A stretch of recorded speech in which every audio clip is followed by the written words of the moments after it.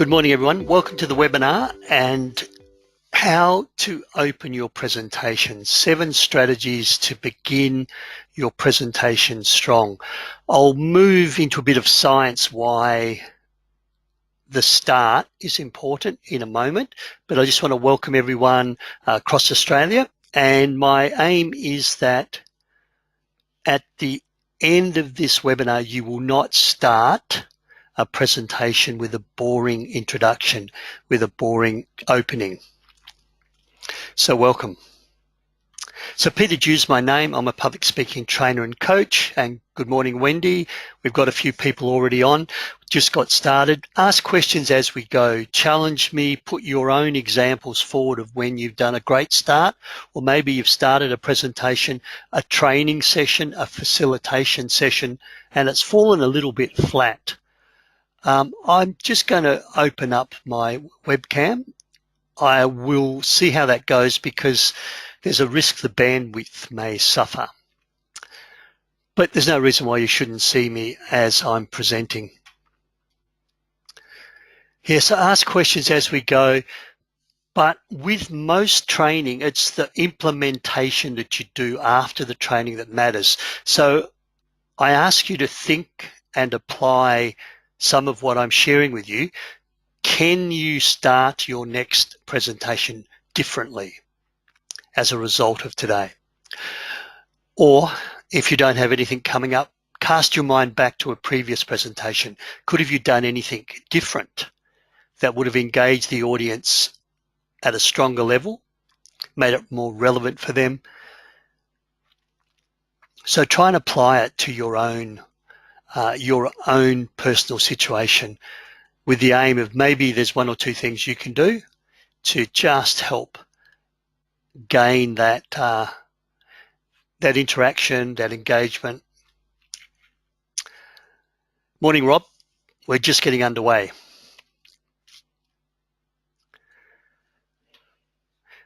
So 7 tips to start a presentation. I'll move fairly quickly. Ask a rhetorical question. Be controversial. Be the person who says the bleeding obvious or mentions something that no one's happy to mention. Make an eye-catching or an ear-catching or a gut-wrenching statement. Use quotations, relevant, memorable, powerful quotes.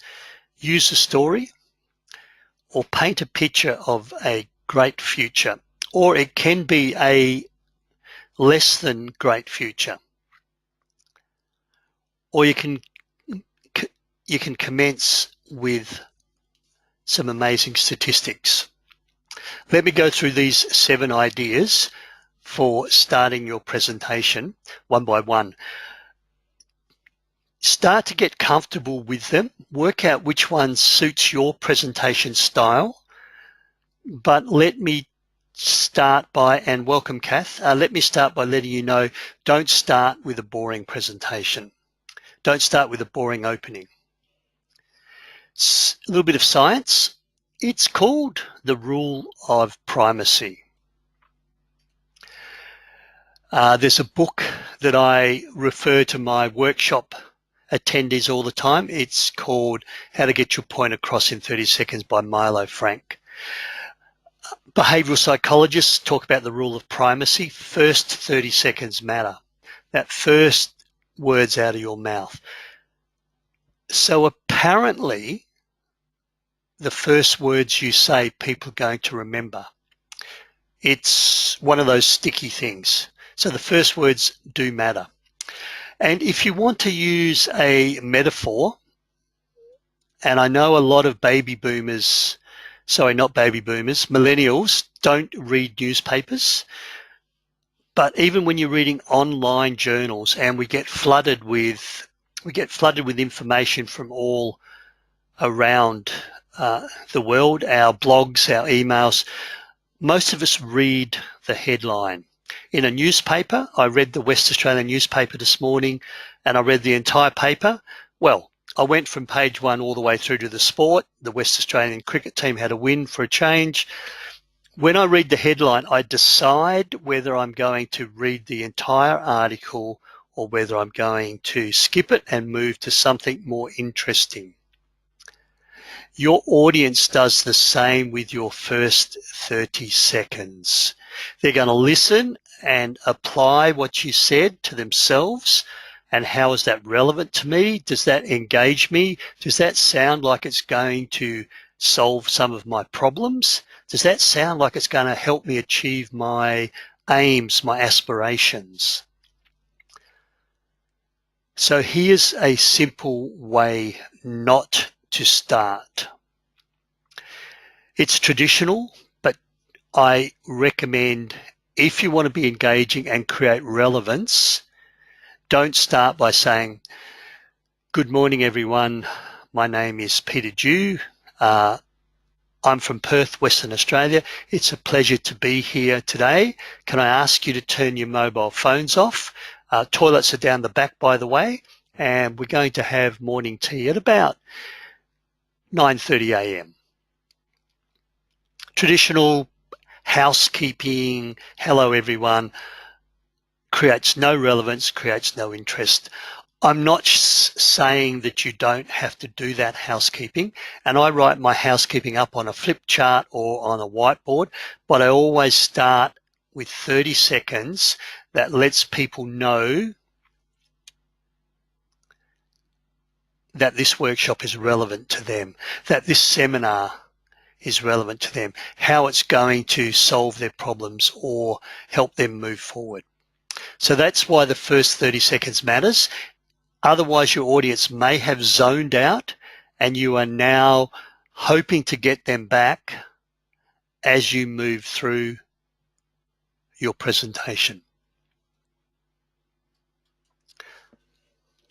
So the first one, a rhetorical question.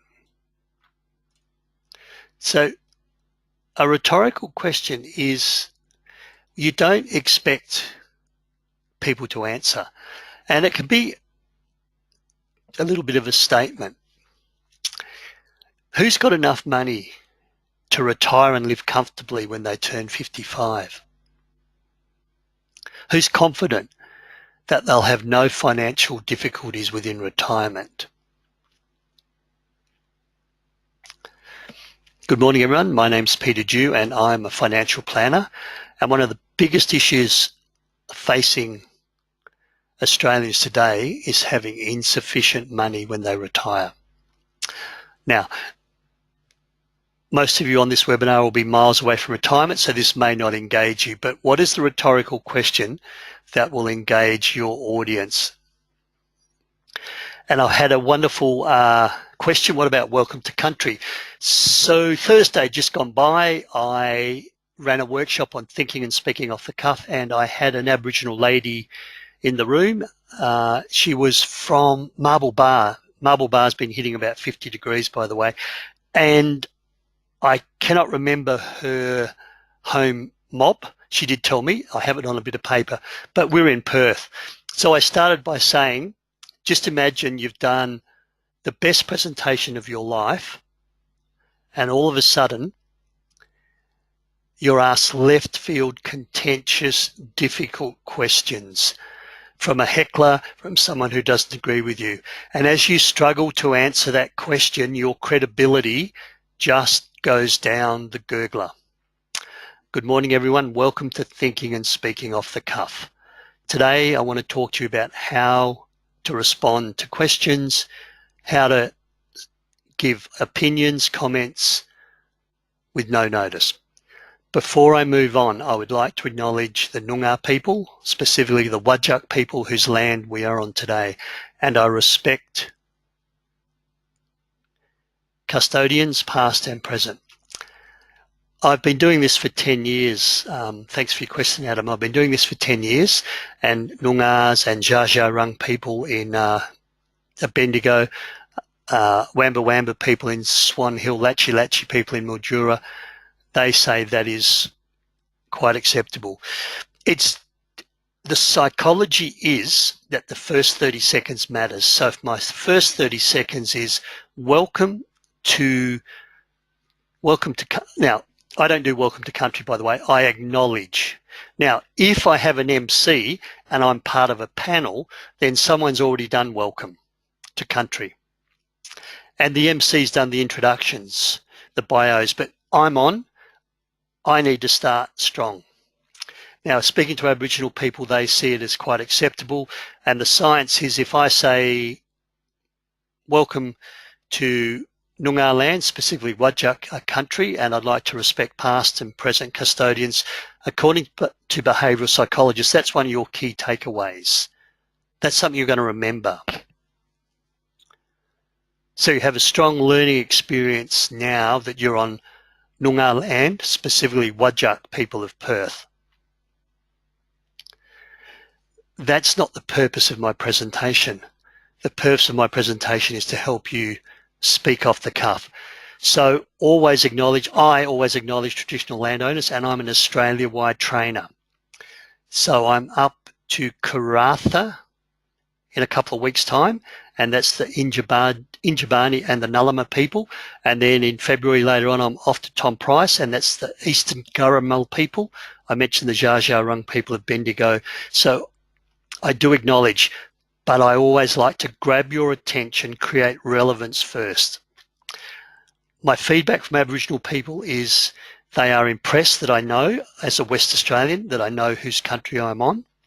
And in Mildura, it's the Latchi Latchi and the Barkinji Nation, which is across the Murray River. There it's polite to acknowledge both mobs, even though you're on the Mildura side. So Adam, a long answer, but don't let the acknowledgement of country, if you're doing it, your respect for the Aboriginal people, don't let that gazump your first 10, 15 seconds that creates relevance.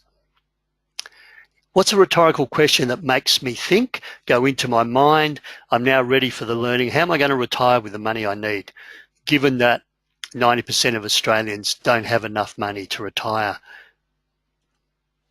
Thanks, Adam. Question 2. Be controversial. Yeah, be the cat amongst the pigeons, even if you don't agree with it.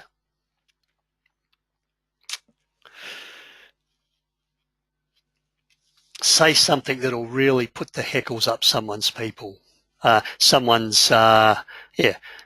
someone's spine. Look, I think the only way forward is to shut down the gold mine around Bendigo. That's the only reasonable thing to do. It's not safe, it's not profitable. We need to shut gold mining down. And of course, if you're speaking to a group of engineers, geologists, investors in one of the Bendigo region gold mines, they're going to be absolutely furious. But you've got their attention, and now you're going to unpack your message, your thinking, your rationale, and the things that need to happen if indeed they want to keep the mines open. But boy, have you got their attention. So don't be afraid to be controversial, be the devil's advocate.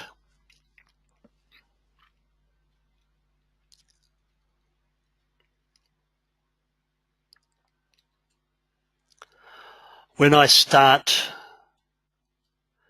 my presentation on overcome your fear of public speaking, one of my opening statements is, most of you come here because you have a fear of public speaking. I've got bad news for you. The reality is the fear will never go away. Your fear of public speaking is there to stay. It's not going to go away. There's nothing you can do about it. Holy cow. But hang on, Peter, I've come to learn to control my fear of public speaking so I can be better a public speaker. And then I go into deconstruct that and let people know that fear, in fact, helps you move into your peak performance mode. I talk about other performers, Ringo Starr, Adele, Sally Pearson, the athlete, and how all of them are gold medal champion musicians, elite sports people with their nerves.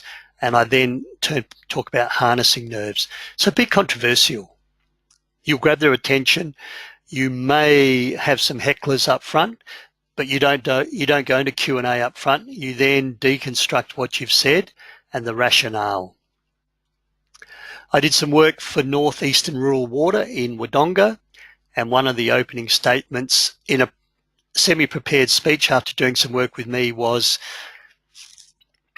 unless we reduce, recycle, or reuse some of the water, in 10 years' time, we may not be able to turn on our taps and expect to get drinking water out of the Murray River. We have about 10 years before we can no longer assume we're going to get drinking water out of the Murray River. And this workshop I did for Northeastern Rural Water in Wodonga was about 7 years ago. And in Western Australia anyhow, we're seeing extreme pressure on the Murray-Darling River system reported in the news. Be controversial. That will cause people's hairs to stand up on their neck, and you'll have their attention. Eye-catching, ear-catching, a gut-wrenching statement. Something that makes people think. I'm not going to spend much time on that because it kind of interrelates to the other things I'm going to say, but something that really takes people's breath away is a great way to start.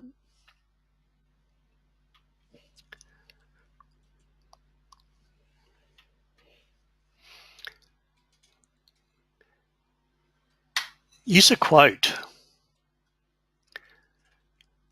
Start with something really powerful. I use a few quotes to start some of my presentations. With Overcome Your Fear of Public Speaking, one of the ways I start is by quoting Mark Twain. Mark Twain said there's two kinds of speakers in this world. Those that are nervous and those that are bloody liars. So welcome to the workshop on how to overcome your fear of public speaking.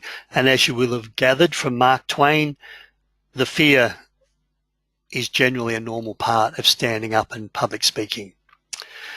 Winston Churchill, I use him quite a bit. Winston Churchill said, if you can stand up on your feet and speak to a group of people, you possess a very powerful skill. Welcome to the workshop on how to be an influential and effective public speaker. What quote are you going to use that grabs attention? When I'm talking about PowerPoint, effective use of PowerPoint. In other words, not lots of words, bullet points, not death by PowerPoint, and not a speaker reading off their bullet points from PowerPoint. I quote Steve Jobs, and Steve Jobs says, the only people who rely on PowerPoint are those that haven't properly prepared. So when you put PowerPoint together, it's an audio-visual aid for your audience. The slides I'm sharing with you today are something to add to my voice. Otherwise, I can do a podcast. And I think the slides, as well as the audio, just helps visual learners. So what quote can you use to grab attention? What statistic? We'll talk about statistics later. What quotation? And here's the thing. One of the things we do is we borrow credibility. So when I say to you that nerves will never go away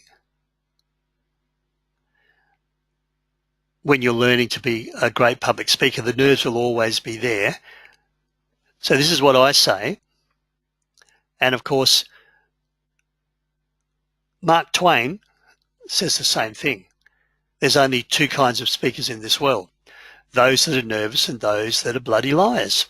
So if I've said this and Mark Twain said this, well, surely I've got to be right. So using quotes can help elevate your credibility, because what journey you're asking people to follow you has also been espoused and spoken about by some other reputable, famous, qualified, experienced person.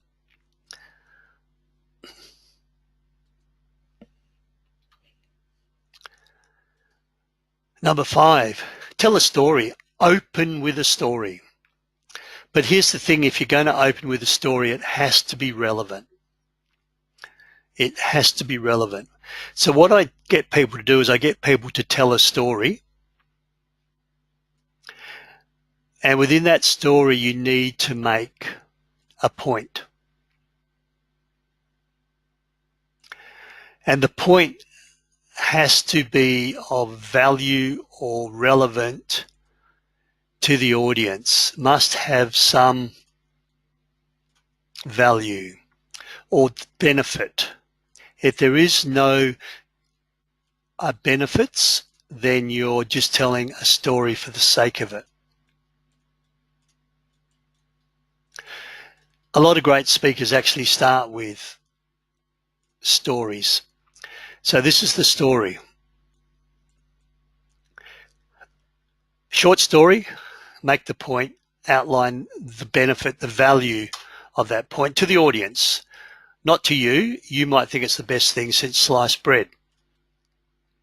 You've got to demonstrate value to the audience. If you tell a story and there's no point, then you must be a comedian or some other type of entertainer. If you tell a story and you make a point, but I don't care, there's no value for me, no benefits, then you've told the wrong story or it's the wrong audience. So storytelling can engage people straight away, especially those stories of overcoming adversity. Those stories that show of someone that's got to the very place where people in the room possibly want to be. Just going to pause for a moment. Are there any questions around that? Yeah, thanks, Steve. So starting strong, what length of story, how long should a story be? Look, I think there's several ways you can do it, but an opening story or part of a story should be 2 to 3 minutes. Longer than 3 minutes and it goes a little bit too deep. Goes a little bit too far. But there is a thing where you can layer a story. It's called creating loops and closing loops. So you can tell a story that does everything and makes the points and gives the value to the people. Then, you give some content. A little bit later on, you can add another layer to the story. And, make sure the point's relevant and make sure the value is also relevant. And then you can add another chapter of the story. So you don't have to reveal the whole story up front, but there's got to be a point and value within the first 2 to 3 minutes. And what really clever speakers do is a bit later on, all 3 of these stories merge. That's not a very good arrow. They merge into a really powerful aha moment, a really powerful closing where you can see each component amplifies, reiterates what would be your core message, I guess. So that's the power of storytelling. So this is called creating a loop, and then later on you go back and you close the loop.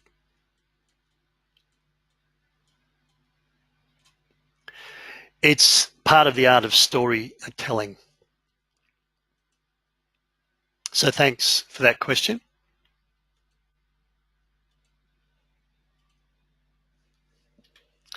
Paint a picture of the future. Let them see what it looks like. I mentioned turn on your tap and no water in 10 years' time within the northeastern rural water. I guess that's an example of also painting a picture of the future. Of course, Al Gore in his movie An Inconvenient Truth paints a picture of global warming, of climate change, of greenhouse gases. And he also paints a picture of this is now, this is right now. I just saw a TED Talk Saturday, I think.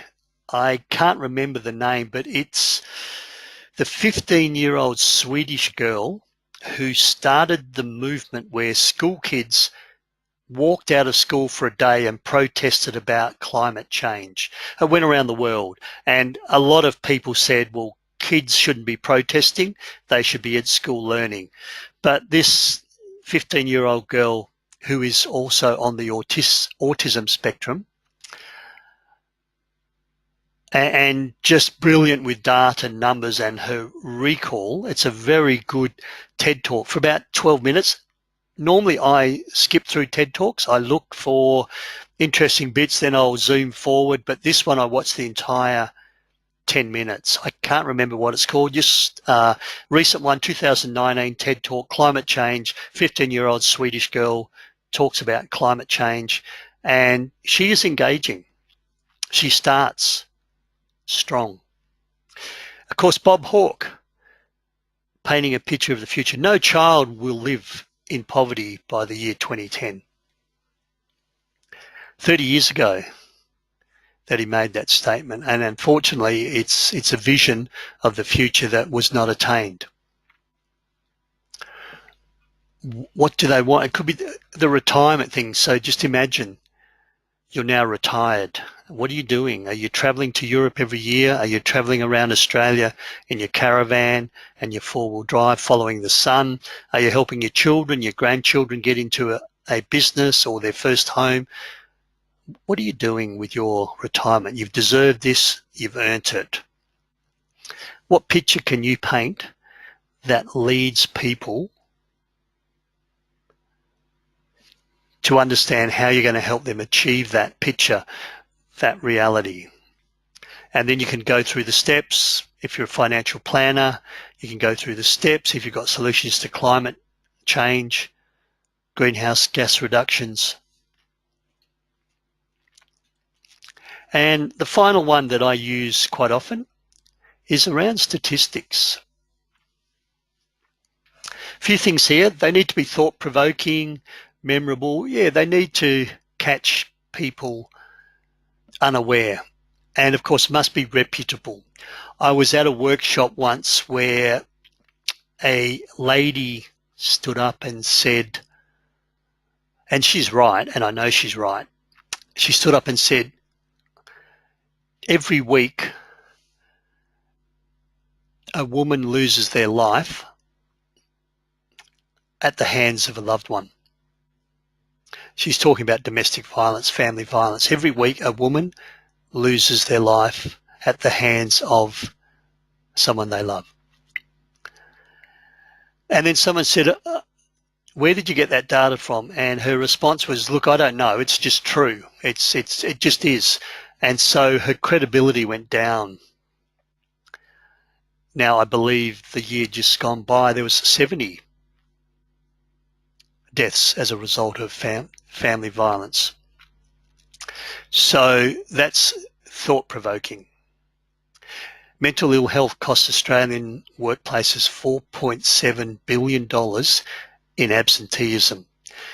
There's other workers' compensation and other costs. This is not a cost to families. This is not a cost to stress in the community. This is just businesses. So when you're pitching a mental health first aid, and that's the source, Mental Health First Aid Australia, when you're pitching mental health first aid training to a organisation, a mining organisation, and they say, well, what do I need? Why would I worry about mental ill health? Because it's going to save them significant money.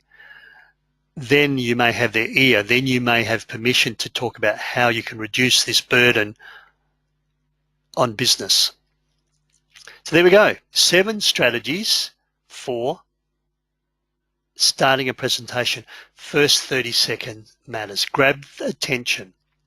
Upcoming workshops, I'm in Bunbury, Karratha, Onslow, Port Hedland, and also over in Bendigo from about the 23rd to the 27th of March. I have a spare day for Melbourne and anywhere else should someone need a workshop. Oh, and Swan Hill. I've got a workshop in Swan Hill and Kerrang. So spare days for any regional Victorians. And more workshops in Perth. Oh yes, I've got the Melbourne one there. I haven't advertised the Bendigo Swan Hill ones as yet. Next webinar, how to add value to your seminar and workshops, and how to increase profits if you're a small business, and non-verbal communication. So quite a few workshops coming up in webinars coming up in February and March. If there's no last questions, I'll end that webinar there. And just remember that first 30 seconds matters. The way we end is also important, but that's another topic to speak about. Behavioural psychologists say the first 30 seconds is likely to be remembered by people. Good morning, everyone. My name's Peter Dew. It's a pleasure to be here. Is nice and warm and fuzzy, but has no impact. Start with a quote, a statistic. Start with something controversial. Be the devil's advocate. How are you going to start your next presentation? Bye for now.